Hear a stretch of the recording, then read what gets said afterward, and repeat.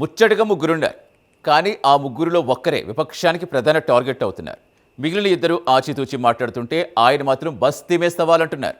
BRS focus పెట్టిన ఖమ్మం గొమ్ముల్లో నడుస్తున్న విచిత్ర రాజకీయం ఇది. ఆయన ఒక్కరే అపోజిషన్ పార్టీకి ఎందుకు కౌంటర్ అటాక్ చేస్తున్నారు? 10 సార్లు స్పందించాల్సిన సందర్భం వచ్చినా 1-2 సార్లే మిగిలిన ఇద్దరు ఎందుకు రియాక్ట్ అవుతున్నారు? విమర్శల విషయంలో గులాబీ పార్టీ కూడా ఓ లెక్కుందా? ఇచ్చిపుచ్చుకునే ధోరణిలో వ్యవహారం నడుస్తోందా? ఖమ్మం జిల్లాలో జరుగుతున్న తెరచాటు రాజకీయం ఏంటి?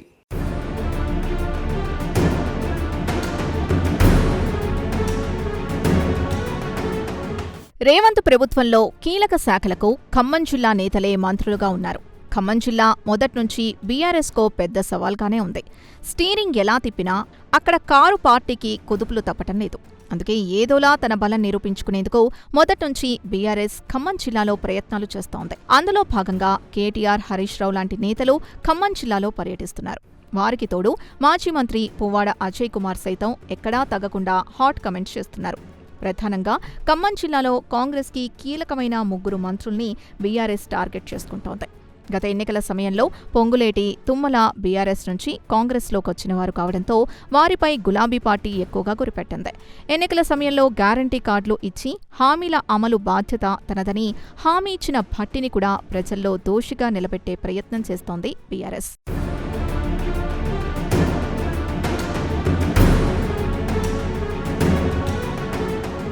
బీఆర్ఎస్ విమర్శల్ని తిప్పికొట్టడంలో కాంగ్రెస్ మంత్రులు, నేతలు విఫలమవుతున్నారని ఖమ్మం జిల్లాలో చర్చ జరుగుతోంది. కొన్ని విషయాల్లో గులాబీ పార్టీకి మంత్రులు గట్టి కౌంటర్ ఇవ్వలేకపోతున్నారు. వ్యవసాయ శాఖ మంత్రిగా తుమ్మల రైతు భరోసా, రుణమాఫీ అమల్లో విఫలమయ్యారని బీఆర్ఎస్ ఆరోపణలు చేస్తోంది. తీవ్ర ఆరోపణలు వచ్చినా మంత్రి తుమ్మల తన శాఖకు సంబంధించిన అంశాల్లోనే బదిలిస్తున్నారు తప్ప ముఖ్యమంత్రిపై చేస్తున్న ఆరోపణలపై పెద్దగా స్పందించడం లేదనే ప్రచారం జరుగుతోంది. గులాబీ పార్టీ వ్యాఖ్యలకు పాయింట్ టు పాయింట్ కౌంటర్ ఇవ్వకుండా 1-2 వెటకారపు మాటలతో సరిపెడుతున్నారనే తప్ప బీఆర్ఎస్ని తీవ్రస్థాయిలో విమర్శించడం లేదని కాంగ్రెస్ నేతలు గుసగుసలాడుకుంటున్నారు.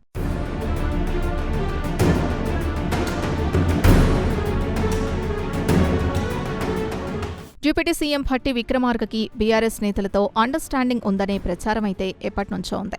కేటీఆర్, హరీష్ రావులు డిప్యూటీ సీఎంపై పలు సందర్భాల్లో విమర్శలు చేసినా ఆయన ఇమేజ్ డ్యామేజ్ కాకుండా ఆరోపణలు చేస్తారని జిల్లాలోని ప్రజలు చర్చించుకుంటున్నారు. అందుకే గులాబీ నేతల విమర్శలపై భట్టి పెద్దగా స్పందించరనే టాక్ వినిపిస్తోంది. 1-2 విషయాల్లో స్పందించినా భట్టి కూడా అంతే జాగ్రత్త పడతారనే ప్రచారం కూడా ఉంది. కర్ర విరగదు, పావు చావదు అన్న తీరులోనే భట్టి విక్రమార్క వ్యాఖ్యలుంటాయని సొంత పార్టీ నేతలే చర్చించుకోవడం ఖమ్మం జిల్లా రాజకీయాల్లో అసలైన ట్విస్టు.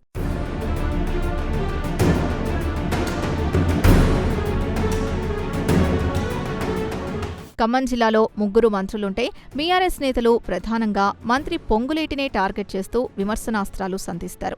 అదే స్థాయిలో మంత్రి పొంగులేటి కూడా స్పందించిన సందర్భాలు అనేక ఉన్నాయి.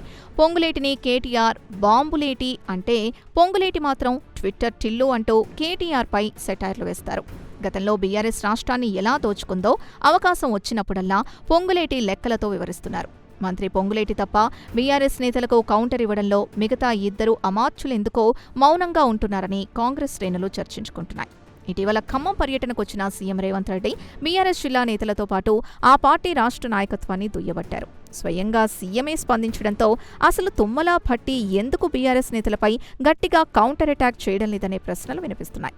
ఇప్పటికైనా ఆ 2 మంత్రులు గొంతు సవరించుకుంటారో, ఇలాగే బ్యాలెన్స్ చేసుకుంటూ వెళ్తారో చూడాలంటున్నాయి సొంత పార్టీ వర్గాలు కూడా.